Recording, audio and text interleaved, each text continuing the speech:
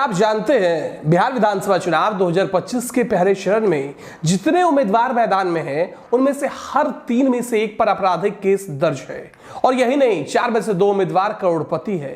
तो सवाल उठता है बिहार की राजनीति में जनता तय कर रही है या फिर अपराध और धन बल। नमस्कार, ये हमारा बिहार और मैं हूं आपके साथ दिनकर आनंद।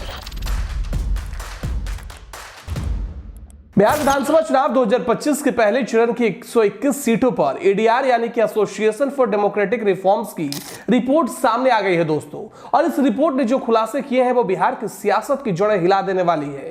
पहला बड़ा खुलासा, 32% उम्मीदवारों पर आपराधिक मामले दर्ज हैं। 1303 उम्मीदवारों में से 423 ने खुद स्वीकार किया कि उनके खिलाफ केस चल रहे हैं। इनमें से 354 उम्मीदवार तो गंभीर धाराओं में आरोपी हैं, जैसे हत्या का प्रयास और महिलाओं के खिलाफ अपराध। रिपोर्ट बताती है दोस्तों कि 33 उम्मीदवारों पर हत्या की, 86 पर हत्या के प्रयास और 42 पर महिलाओं से जुड़े अपराध के केस दर्ज हैं। यहां तक कि 2 उम्मीदवार ऐसे हैं जिन पर बलात्कार के आरोप तक हैं। अब जरा देखिए पार्टीवार यह तस्वीर कैसी होती है। आरजेडी के 70 में से 53 उम्मीदवार दागी हैं, बीजेपी के 48 में से 31, कांग्रेस के 23 में से 15 और सीपीआईएमएल के 14 में से 13 उम्मीदवार आपराधिक मामलों का सामना कर रहे हैं। यहां तक कि सीपीआई और सीपीएम के तो सभी उम्मीदवारों ने अपने ऊपर केस घोषित किए हैं। यानी साफ है, पार्टी कोई भी हो, दाग सब पर है। सुप्रीम कोर्ट ने 2020 में साफ गाइडलाइन दी थी कि आपराधिक छवि वाले उम्मीदवारों को टिकट देने की स्थिति में पार्टी को ठोस कारण बताने होंगे। लेकिन एडीआर की रिपोर्ट बताती है दोस्तों कि बिहार की किसी भी पार्टी ने इस आदेश पर ध्यान तो दिया ही नहीं।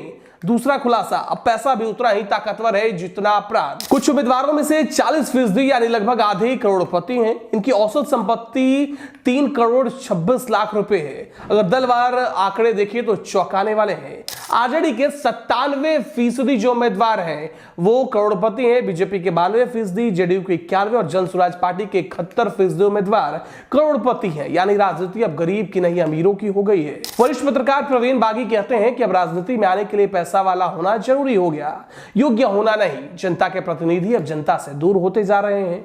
तीसरा आंकड़ा, शिक्षा का स्तर बेहद ही गिरा हुआ है। 40% उम्मीदवारों की शिक्षा 5वीं से 12वीं के बीच है, फिर भी इनमें से कई करोड़पति हैं। यानी राजनीति में पढ़ाई नहीं, सिर्फ और सिर्फ पैसों का बोलबाला है। और चौथा मुद्दा, महिला प्रतिनिधित्व का। पहले चरण में सिर्फ 9% महिला उम्मीदवार मैदान में है। एडीआर का कहना है कि सभी दल महिला सशक्तिकरण की बातें तो करते हैं, लेकिन टिकट देने में महिलाएं अब भी बहुत पीछे है।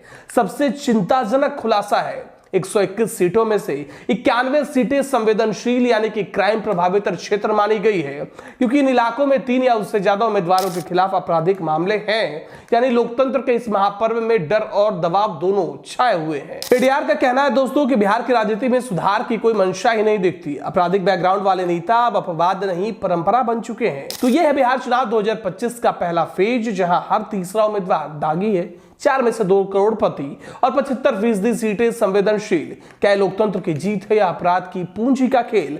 आप हमें कमेंट में बताइए। क्या बिहार की जनता बदलाव के लिए वोट देगी? देखते रहिए हमारा बिहार, जहां खबर नहीं असर दिखता है। नमस्कार।